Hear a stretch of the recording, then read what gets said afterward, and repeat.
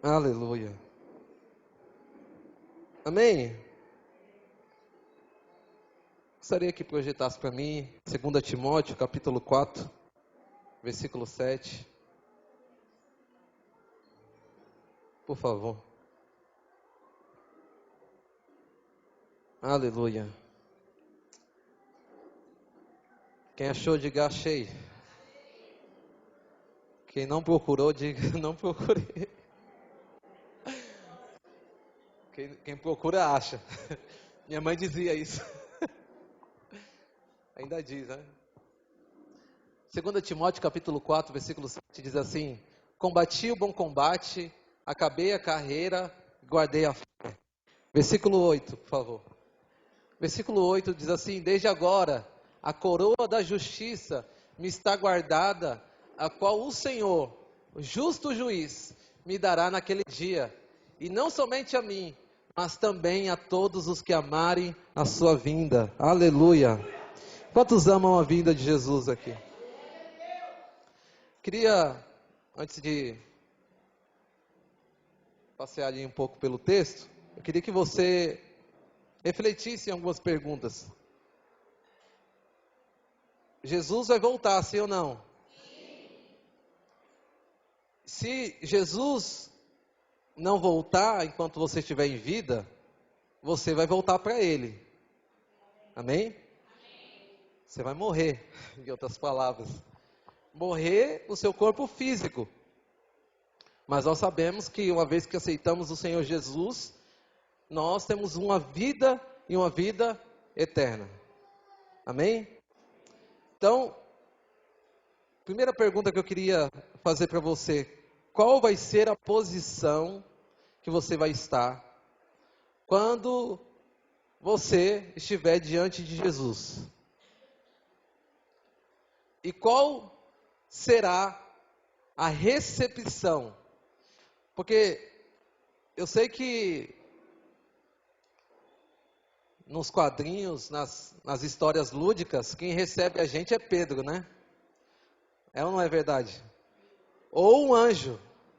Na porta do céu vai estar lá um anjo. Eu quero dizer para você, quem vai abrir a porta é Jesus para você. Amém? Você não fica alegre com isso? Estou preocupado qual que vai ser a minha posição. Qual que vai ser a nossa recepção quando Jesus chegar diante de nós naquele grande dia, ou quando ele voltar, ou quando você voltar para ele. E aí vai ter uma recepção, e a Bíblia diz isso. Ok? E na minha visão bíblica, todos os homens de Deus tinham a convicção clara desse dia. Por isso que eles caminharam a carreira que eles caminharam.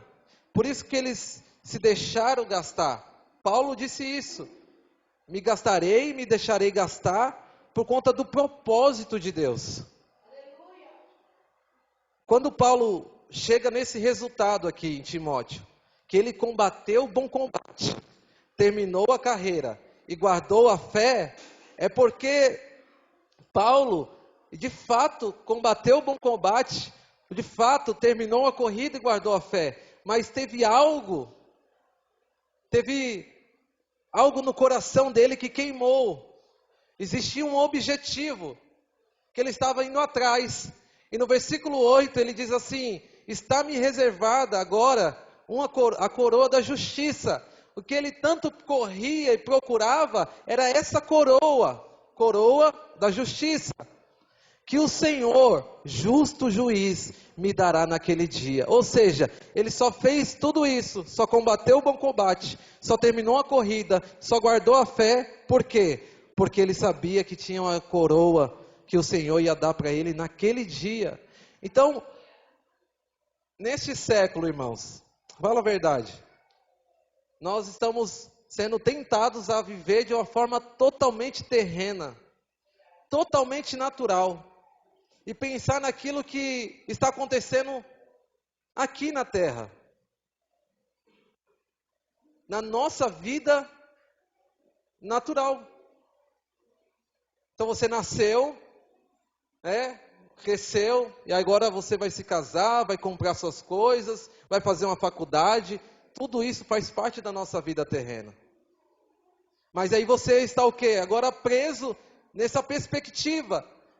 Agora, para nós que somos filhos de Deus, que temos uma proposta por Deus, Deus nos liberou um propósito para nós.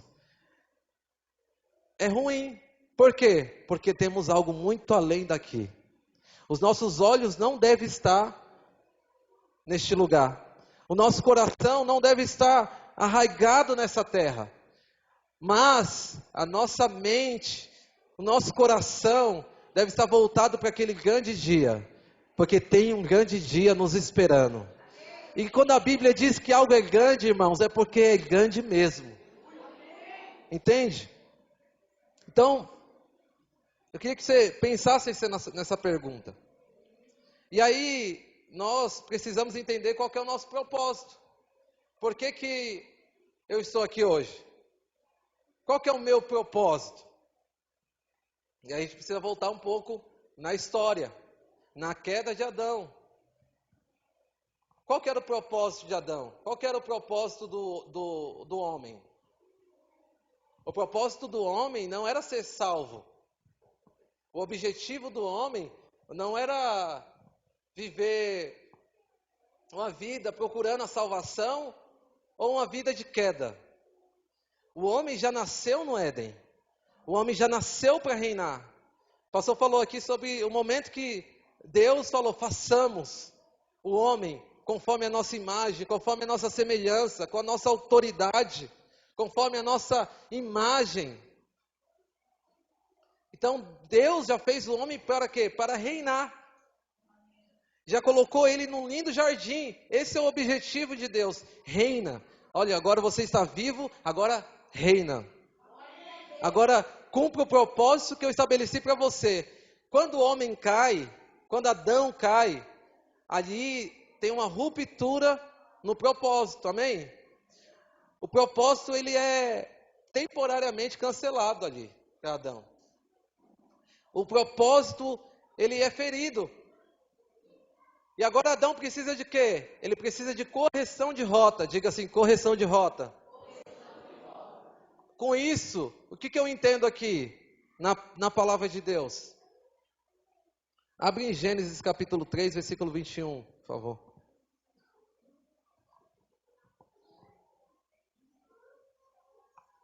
O que eu entendo quando Deus vem e faz roupas? Gênesis capítulo 3, versículo 21. Quando Deus vem e faz roupas para o homem, para vestir Adão. Gênesis capítulo 3, versículo 21, diz assim, fez o Senhor Deus a Adão e a sua mulher túnicas de pele, e os vestiu. Aqui ele está corrigindo a rota do homem. Porque o homem caiu. O homem foi ferido com o pecado. O homem se viu agora nu. E isso que a Bíblia diz. Começou a ver as suas fraquezas, as suas fragilidades. Agora ele precisa de quê? De correção de rota. Agora, esse momento aqui é o momento que os principais homens de Deus creem que Jesus, simbolizando ali a ovelha, Deus matou um cordeiro e cobriu com a pele do cordeiro. E a Bíblia vai dizer que Jesus morreu por nós desde a fundação do mundo. Ok? E aqui nesse momento é o momento de cobrir o homem do pecado. É o momento de corrigir a rota dele. Então diga assim comigo, salvação é correção de rota. Para que a gente possa entender o propósito, você precisa entender que a salvação não é tudo. Que você não está aqui salvo e está tudo certo, porque eu estou salvo. Mas Deus não queria que você fosse salvo. Deus queria que você reinasse, cumprisse o propósito. Acho que todos já ouviram essa história, sim ou não? A história da criança que vai com o pai ao shopping. O pai fala o seguinte, vamos para o shopping, filho. E aí ele pega o filho, e aí ele vai para o shopping. Só que na metade do caminho, o que acontece com o filho? ele pisa na lama, cai na lama. E aí, ele tem que voltar para casa para dar um banho no filho. Só que o filho fica muito empolgado com o banho. E ele fica tão empolgado com o banho que ele não quer mais ir para o shopping. Mas qual que é o objetivo do pai? Ir para o shopping. Agora, aqui basicamente, nessa história, está falando sobre a nossa vida. Adão caiu. Eu e você nascemos da queda de Adão. E nós precisávamos o quê? Depois que sujamos na lama, de um banho. A salvação é o banho. Agora, não é o propósito de Deus a salvação. A salvação é a correção da rota. Agora você pode ficar muito empolgado aí com o banho. E ficar aí na sua cadeira falando, tá tudo bem. Eu estou salvo mesmo. E aí, você não ir para o shopping. Não é para o céu, tá, irmãos? Salvação é o quê? Salvação da vida eterna. Amém? Quantos tem aqui que vão para o céu? Tem até um hino, né, do... Não vou cantar não, isso daí deixa eu passar. E aí, Deus precisava corrigir a rota. Quem que ele mandou para corrigir a rota, irmãos? Jesus. Jesus morreu na cruz por nós. Amém? Pagou o meu e o seu pecado. Era muito pecado. Para mim, para você pagar. Nós não tínhamos condições. Mas Jesus tinha. Então ele vem e morre por mim e por você. Sabe, irmãos, é o ponto de partida para mim e para você. No dia que você levantou suas mãos, que aceitou o Senhor Jesus e disse, eu creio, eu aceito o Senhor como meu único suficiente Salvador, ali foi o momento de ponto de partida. É tudo. Ali é só um ponto de partida, é só correção de rota. Você estava indo para o inferno, agora você está indo para o céu. Amém? João 3,16, um versículo um dos mais conhecidos. Não precisa nem abrir, né, Lucas? Ela sabe, as crianças sabem. Diz o seguinte: porque Deus amou o mundo de tal maneira que deu seu Filho unigênito para que todo aquele que nele crê não pereça, mas tenha vida eterna. Ou seja, aqui o Senhor te salvou, aqui na cruz do Calvário. Só que bastava então Jesus vir aqui e morrer por nós. Mas o que Jesus falou durante a caminhada dele aqui na terra? Ele falou, vim anunciar um reino. Olha, eu não vim trazer paz, eu vim trazer uma espada. Olha, é o seguinte, vocês terão aflições, mas eu venci o mundo, aguente, suporte. Olha, tem um reino para vocês que esperam. Quando Jesus nos deixa, Ele fala, estou preparando morada para vocês. Então tem um objetivo maior. Senão era só vir aqui, morrer e está tudo certo. Mas tem um objetivo, um propósito. Diga-se comigo, eu tenho um propósito. Vira para o seu irmão e fala assim, você tem um propósito, irmão. Pergunta para ele, qual que é o seu propósito aqui na terra? O que ele respondeu? Nada. Fala respirar.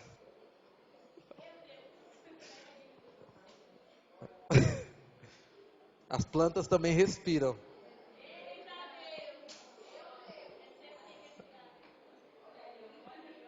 Mateus capítulo 5.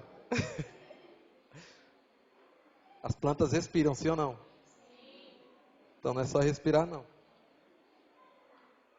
Vamos ver se vai bater aqui com o meu... Vendo as multidões, aqui é NVI, tá? Vendo as multidões, Jesus subiu ao monte e se assentou.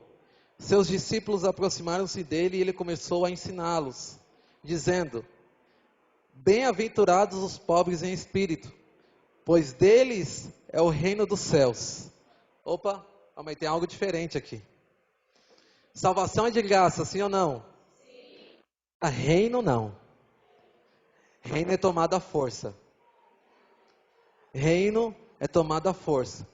Ainda que você faça força, eu venho fazer força para descansar, mas é tomado à força. Versículo 4. Bem-aventurados que choram, pois serão consolados. Versículo 5. Bem-aventurados os humildes, pois eles receberão a terra por herança. Olha só, isso é promessa. Bem-aventurados os que têm fome e sede de justiça, pois serão satisfeitos. Bem-aventurados os misericordiosos, pois obterão misericórdia. Bem-aventurados os puros de coração, pois verão a Deus.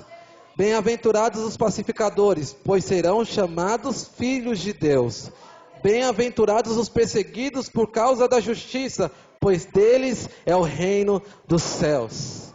Então isso aqui é o quê? É uma recompensa. Então qual que é a diferença de salvação, Daniel?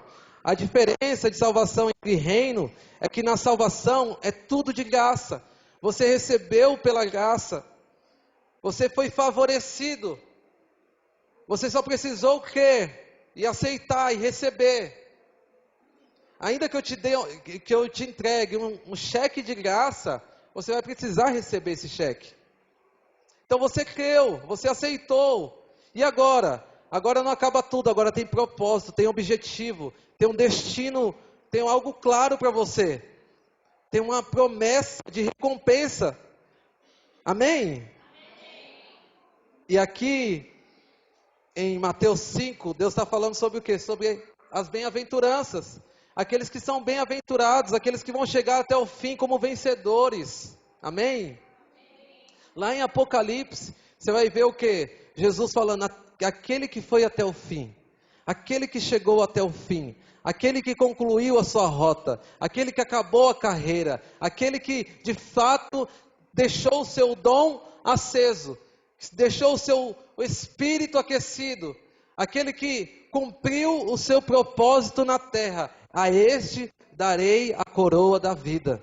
Então está sempre falando que aquele que perseverar, aquele que ir até o fim, aquele que cumpriu o propósito. Então você precisa entender que Deus tem um propósito para você, e que reino, para mim, o Senhor conquistou também na cruz, como ponto de partida, mas existe um lugar que você tem que trilhar, um caminho que você tem que percorrer. Diga aleluia. Diga assim, Jesus, me dá a revelação dessa palavra. Aleluia. Agora, irmãos, todos reinarão. Agora, por que não? Várias questões, né?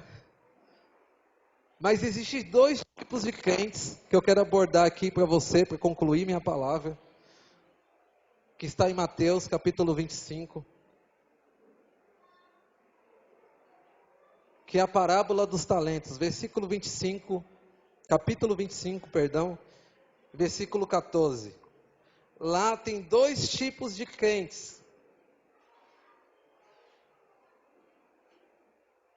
Quais são eles, Daniel? Os que multiplicam, diga assim comigo, os que multiplicam e os que enterram o talento. Está na NVI, né? Diga assim, eu vou multiplicar. Pergunta para você, fala assim para o seu irmão, não sei você, mas eu vou. Amém? Vamos ler a parábola?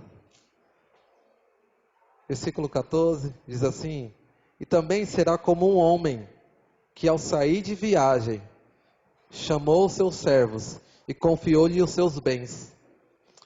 Versículo 15, a um deu 5 talentos, a outro 2, e a outro 1, a cada um de acordo com a sua capacidade. Em seguida partiu de viagem. O que havia recebido 5 talentos, saiu imediatamente, aplicou-os e ganhou mais 5. Versículo 17, também que tinha 2 talentos, ganhou mais 2.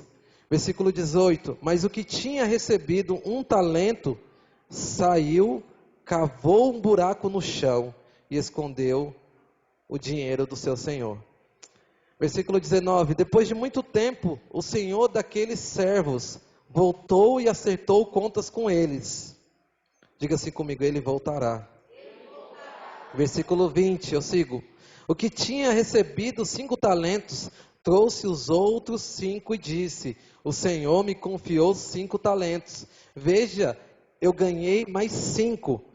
Versículo 21, o Senhor respondeu: muito bem, servo bom e fiel. Você foi fiel no pouco, e eu o porei sobre o muito. Venha e participe da alegria do seu Senhor.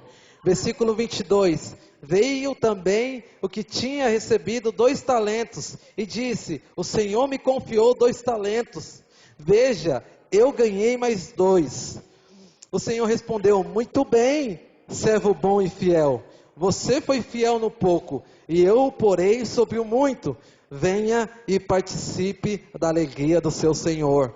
Versículo 24, por fim, veio o que tinha recebido 1 talento, e disse: eu sabia que o Senhor era um homem severo, ou é um homem severo, que colhe onde não plantou, e junta onde não semeou.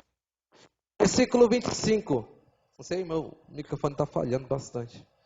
Versículo 25, por isso tive medo, saí e escondi o seu talento no chão. Veja aqui está o pertence ao seu Senhor.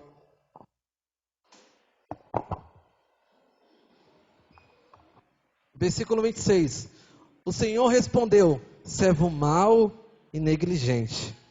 Você sabia que eu colho onde não plantei, e junto onde não semeei? Então você deveria ter confiado o meu dinheiro aos banqueiros, para que quando eu voltasse, o recebesse de volta com juros. Essa parábola, ela é extraordinária. Fala de 2 tipos de cristãos que vai ter naquele dia. Capítulo 25, fala de 2 parábolas, vou falar dessa. E no 24, fala sobre os sinais do final dos tempos. Não está falando de uma abordagem de Deus, do próprio Senhor, que voltou para saber o que nós tínhamos feito. Agora acompanha comigo. No primeiro verso, a Bíblia diz que o Senhor, e quem é esse Senhor aqui? A Bíblia não está dando aula de finanças para você. Não tem a ver com administração aqui. Tem a ver com a eternidade, amém?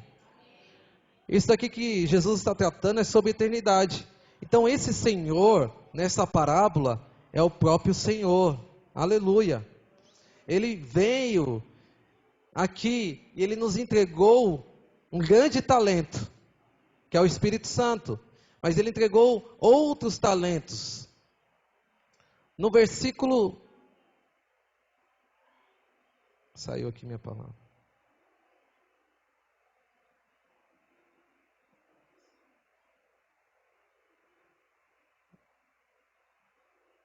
No versículo 15, o que Deus fala? Deus fala que nos entregou talentos. Para uns 5, para outros 2 e para outros 1 talento.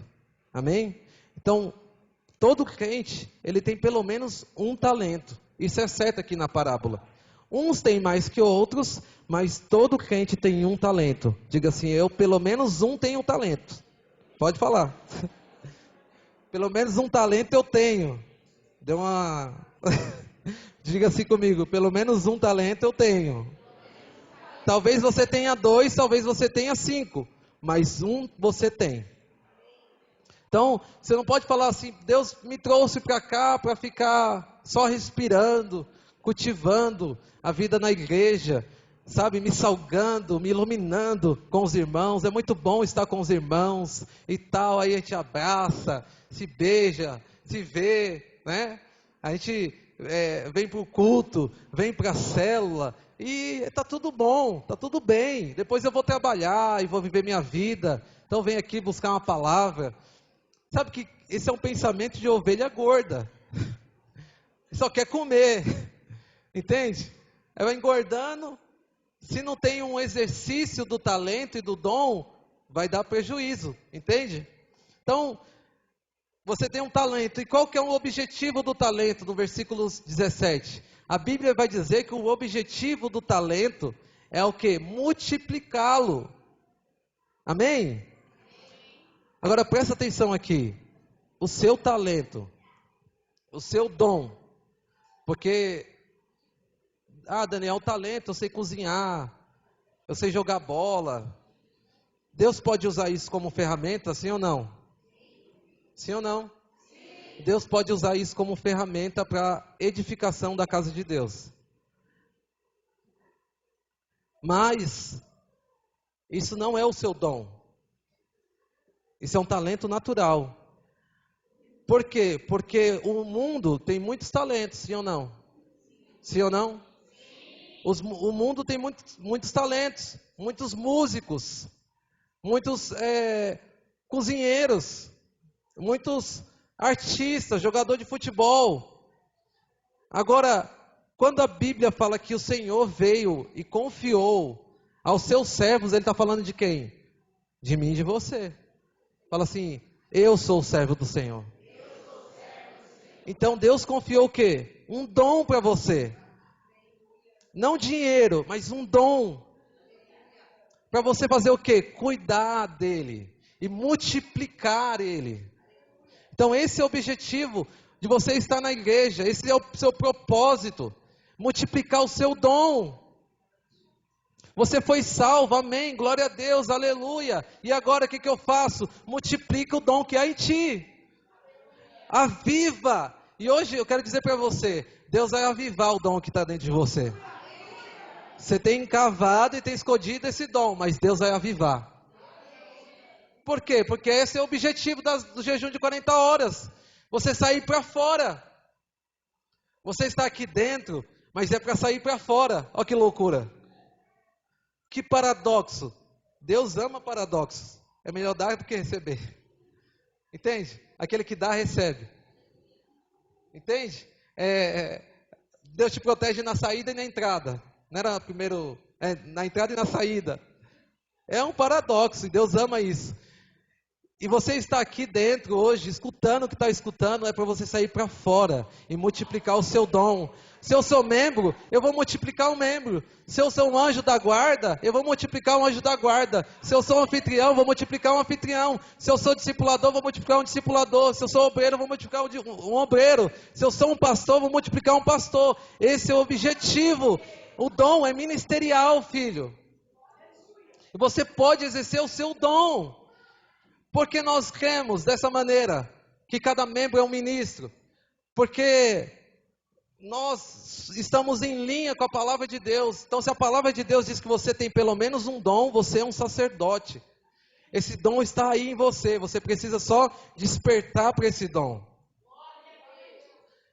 Agora, existe uma grande recepção aqui. E não sou eu, não é o pastor que vai te recepcionar no céu. Não é a recepção da igreja, não são os irmãos, mas é um grande dia que virá e que o próprio Jesus, o dono de todas as coisas da sua vida, vai te recepcionar. Você entende que Jesus veio como servo, como humilde, como que serve a todos e continua servindo até hoje. Mas quando ele voltar, ele vai voltar no cavalo branco, filho. Ele vai voltar como justo juiz. Na sua coxa vai estar escrita Senhor dos Senhores, Rei dos Reis.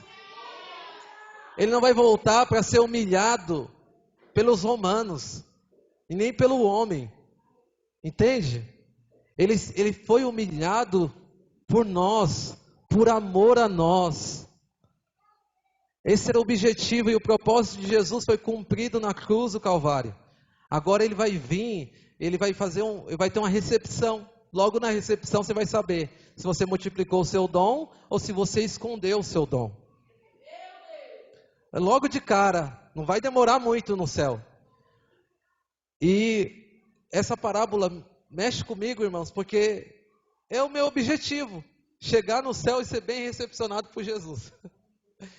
Uns querem ser recepcionados por anjos, por Paulo, por Pedro, mas se Jesus me recepcionar bem, Não adianta ser recepcionado. Mas bem, aí sim. Aí eu sei, eu concluí minha carreira, eu combati meu bom combate. Eu guardei a minha fé. Amém? Eu multipliquei o dom que Deus me deu. Agora, o verso 18, ele é um alerta para nós. Por quê? Porque de um talento, ele achava, presta atenção, ele achava que estava correto na ação dele. Primeiro alerta que você precisa entender é que na sua concepção, você pode achar que está correto e não está em linha com a palavra de Deus. Então a sua mente pode estar sendo enganada. Você pode estar sendo enganado com um paradigma que o diabo colocou na sua mente. Que tudo bem eu enterrar e viver com medo. Por quê? Porque esse homem, além de achar que estava fazendo correto, ele achava também que era normal ter medo. Então eu quero te alertar aqui. Não é normal você não cumprir o seu propósito. Não é normal você não multiplicar o seu talento. Não é algo natural você viver uma vida de crente no meio da igreja, no meio de uma edificação, só recebendo. Não é normal. Então, a primeira coisa que você precisa apagar da sua cabeça e achar que isso é normal. Porque esse servo chegou diante de Deus, de Jesus. Imagina só diante do pastor, do Célio, se um membro não vai falar assim, eu acho que está normal. Se esse servo chega diante de Deus e está dizendo que é normal, ele escondeu o talento dele. E olha o que ele fez com o talento, filho. Presta atenção, ele cavou. Cavar, enterrar, a gente enterra morto. Os mortos são enterrados. Talentos não se enterram, muito menos dinheiro. Então, presta atenção aqui. Ele estava enterrando o dom. Ele estava enterrando, o propósito dele estava sendo enterrado e ele estava cavando. E aí às vezes você fala assim, Daniel, é por conta do fulano, é porque o líder é ruim, porque a célula é ruim, porque a igreja é ruim, porque isso é ruim. Mas não, é porque você está enterrando, porque você acha que é normal enterrar o seu talento. Então esquece as justificativas. Porque Deus está aqui para te levar a desenterrar esse talento e trazer para fora. E falar, não, eu vou cumprir o meu propósito. Eu vou terminar bem a minha carreira. Eu vou chegar até o fim como vencedor e não como aquele que cavou, abriu uma cova. Nós costumamos dizer que aquele que não sonha já está morto. Mas não sonha porque não tem propósito. Tem propósito, mas está enterrando o seu propósito. E acha que ele vai demorar. Então deixa eu enterrar aqui e viver minha vida. O que aquele servo estava fazendo? O que aquele servo estava fazendo? Enquanto o dom estava enterrado. O que eu vou ficar fazendo aqui na terra, enquanto o meu dom está enterrado? Vou ficar assistindo Netflix, comendo pipoca, achando que Jesus vai demorar para voltar. Não vai demorar, Ele logo vem. Ele vai vir logo, então não vai demorar. Então, essa perspectiva aqui é do servo mau também.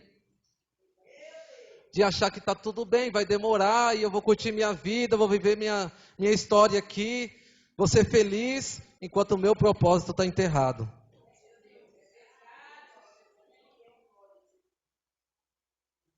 E ele disse o quê? Que ele estava com medo. Olha só, vamos ler. Versículo 18. Mas o que tinha recebido um talento, saiu, cavou um buraco no chão e escondeu o dinheiro do seu senhor.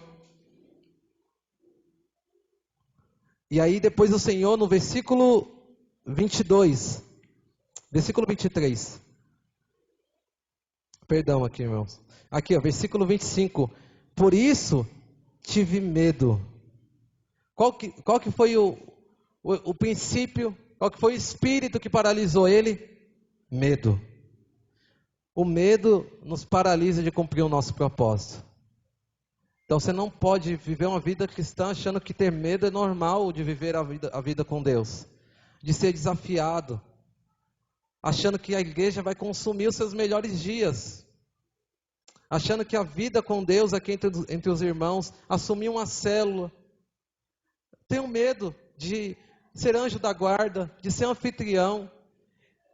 Deus não te deu o espírito de medo, mas Ele te deu um espírito de ousadia, de intrepidez. E se seu espírito está avivado, está aquecido, Ele lança fora todo medo, porque esse mesmo espírito de intrepidez, de ousadia, é o espírito de amor. Amém? E João fala o seguinte, que o amor lança fora todo o medo. Então, se sinta amado, filho. Viva como amado. Não recuse os desafios que vão ser lançados diante de você. Não vai ser eu, não vai ser fulano. Não vai ser o líder que vai te fazer esse desafio. É o próprio Senhor. Ele vai usar esses irmãos, sim. Não é o líder que está te chamando. Não é o anjo da guarda. É o Senhor através dele. Ele faz assim com todos os homens. Deus usa os homens para ministrar os homens. Com você não vai ser diferente. Acredite nisso. Você quer que Deus desça na terra para falar com você. E não vai descer, porque Ele já tem homens para usar. Aleluia.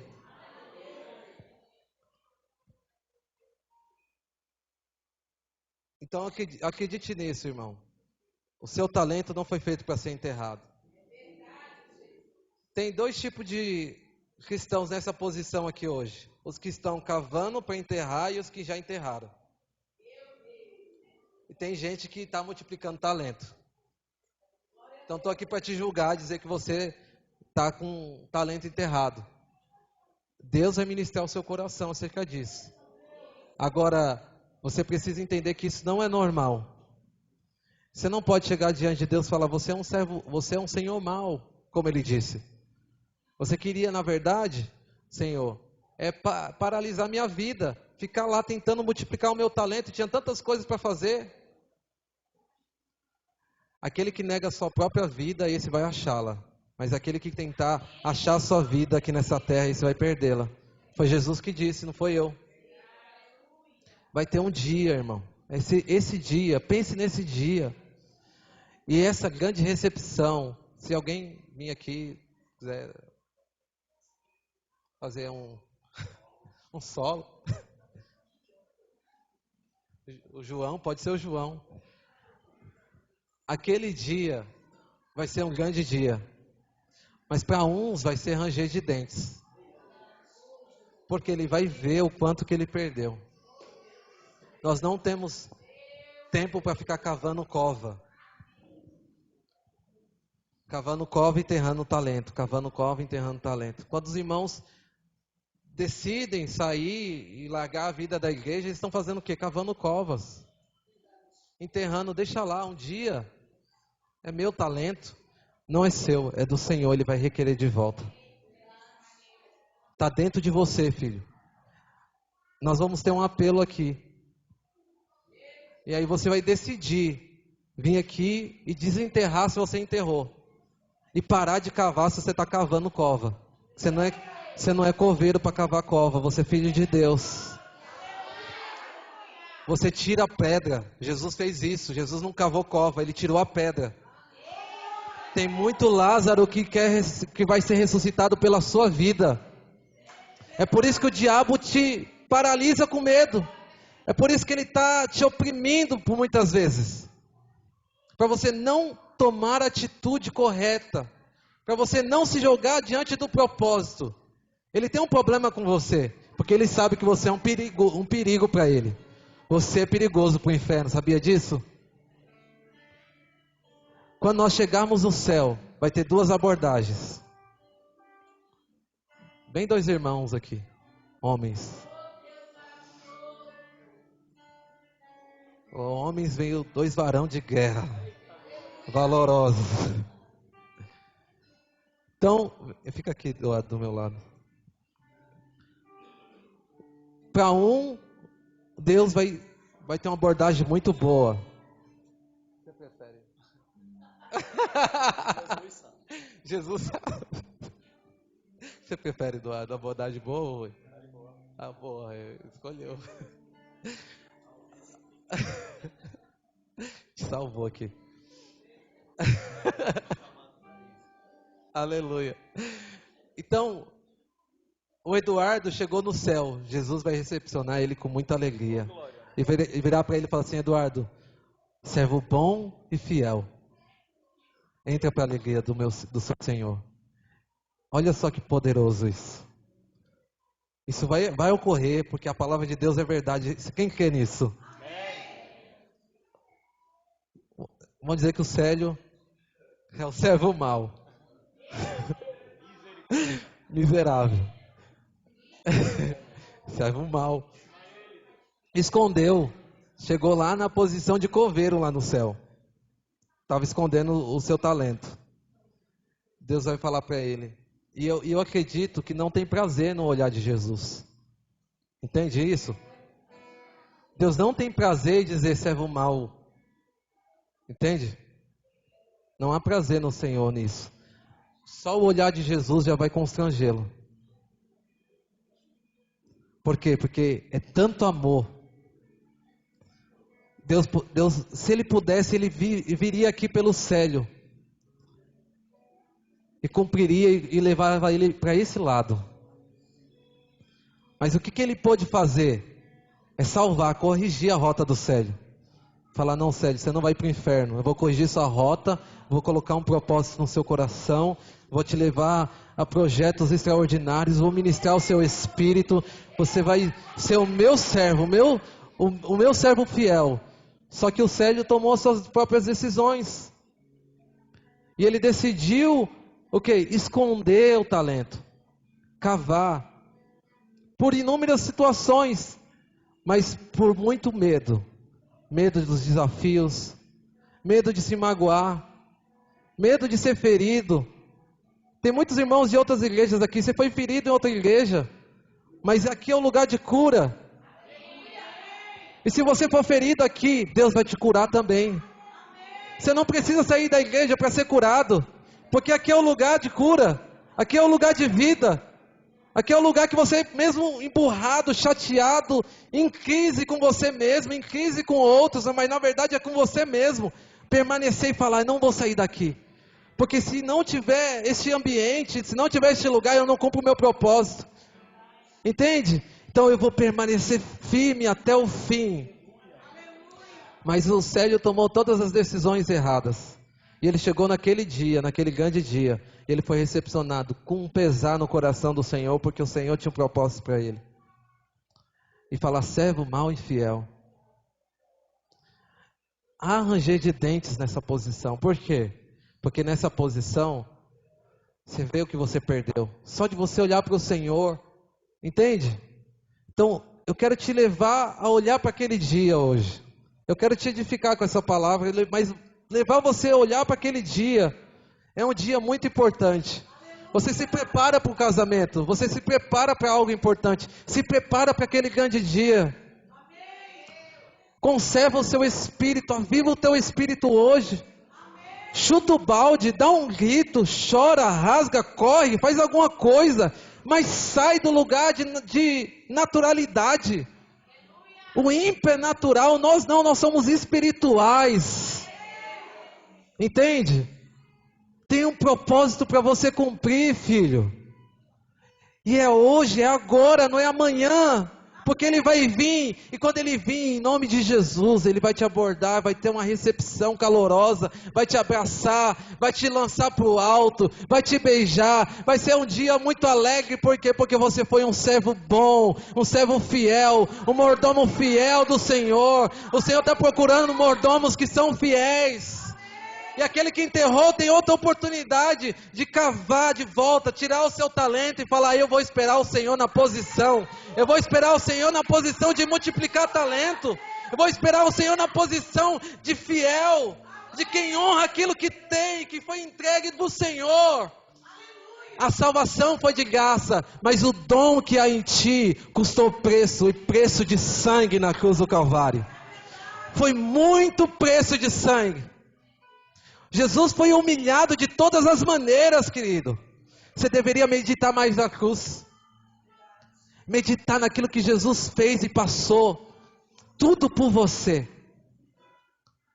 E Ele liberou o Espírito Santo dentro de você. E Ele está falando com você nessa noite. E aí você tem que tomar uma decisão. O que você vai fazer? Você quer fingir que nada está acontecendo? Eu estou com medo, vou ficar com medo. Ou falar, não. Esse servo aqui teve muitos medos. Mas ele meditou no amor de Deus e foi até o fim. Esse daqui se deixou sucumbir. Mas quero dizer para você, você não precisa. Por quê? Porque você é mais que vencedor.